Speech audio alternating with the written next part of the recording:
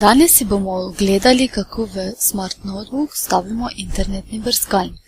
V meniju poiščemo gumb Insert oziroma Vstavi, nato pa gumb Internet Browser. Vstavimo lahko katerokoli spletno stran, na primer Smart Exchange. Po spletni strani se lahko prosto gibljemo in odpiramo želene stvari. S pomočjo te funkcionalnosti lahko si ogledamo tudi YouTube videe.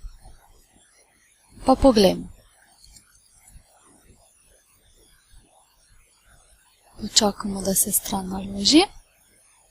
Nato vpišemo, kaj si želimo ogledati.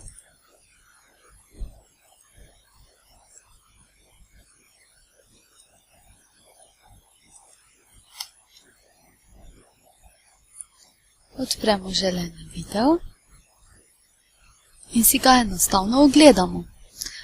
S pritiskom na ta gumb celoten zaslon si lahko video pogledamo po celotni strani oziroma zaslonu.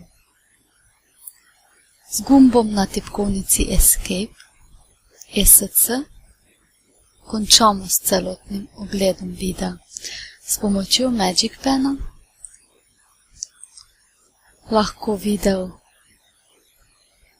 lahko po videu tudi povečujemo.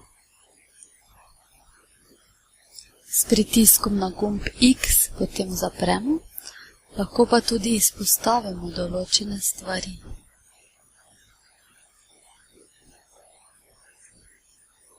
Tako, to je tako enostavno. Nasvidenje.